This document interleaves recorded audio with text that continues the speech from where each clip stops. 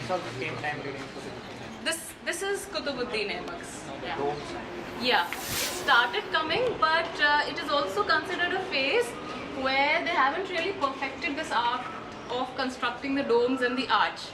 So in fact, if you pick up the class 7 textbooks, the new ones of history, they mention the Qutub Complex and they use the screens as an example of what can be called as a learning process for local artisans, making sense of new instructions that were being given to them.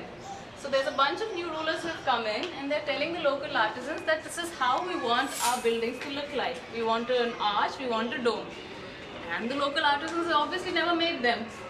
So the local construction technique was what is called trabeate, yeah, or the beam and lintel technique. It's a very, very simple thing. What you really do when you construct any building is that you try and do two things. You span spaces horizontally and you try and achieve height.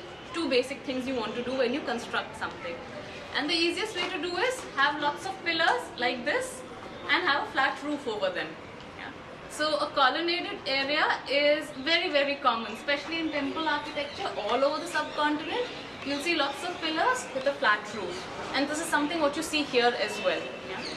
And when you want to achieve height, suppose I have these two pillars and I want to keep going up, what I do is I put horizontal beams on both of them with a gap in between and gradually keep putting more horizontal beams but gradually narrowing the gap so that I get something like a conical structure on top, something like the shikhars or the towers on our temples. Yeah, exactly. So this is the most basic way of doing things, but the coming of Islamic ways of construction, especially the arch and the dome, did away with all of that. The problem with trabeate was that you can't have your pillars too far apart, otherwise it will collapse. So the arch does away with the need of all of this. It's a rather complicated one, so I think I won't go into it. But what happened in this screen was, when the artisans were trying to construct arches, they were not quite sure how to do it. So they used the trabeate method itself.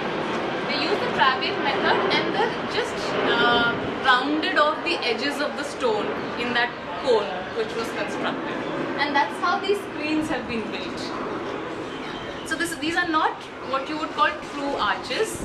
These are a bit of an experiment, you could say, in trying to get a hang of things. So that's the arch for you. Now I want to talk about the iron pillar. Do you want to go up there and stand in the sun, or would you rather have me talk about it here? Okay. Now the iron pillar is not contemporary to anything that's here. It's much older.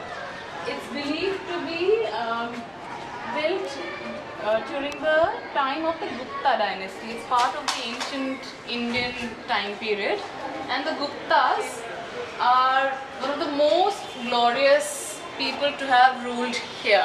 Yeah, we all call the Gupta period as the golden period in Indian history. Yeah? Lots of achievements, lots of culture, lots of money around.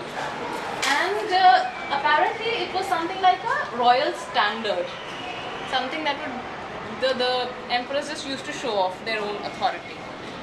And at some point of time, it was carried up here and planted here. So this is not its original location.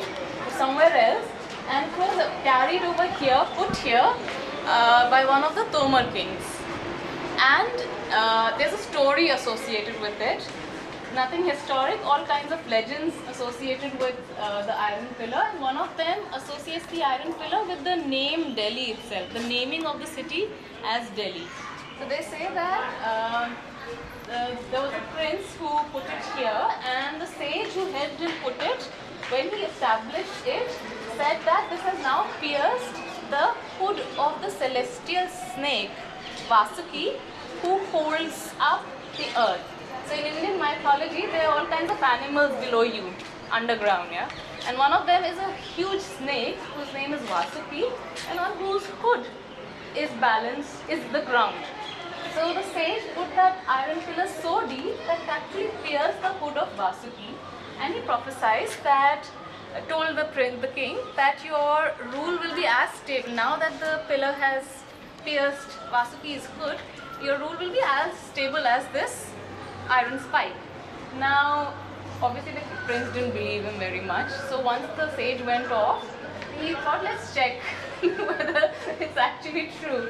So he dug it up, and when it came up, he found that the base was actually smeared with blood. Now that scared him, spooked him a little bit, and he called back this sage and told him that to please, replant it. The sage was obviously furious. He didn't like this prince who thinks too much of himself and won't believe him. So he put it back, but he again made a second prophecy saying that now your rule would be as unstable as this loose iron spike. So in Hindustani, the verse is something like keeli. Keeli is keel, or a nail or a spike. Keeli to dhili bhai, tomar bhai mathin. Yeah? So this pillar was loosened, and the tomar, the king, would lose his head or would lose his empire.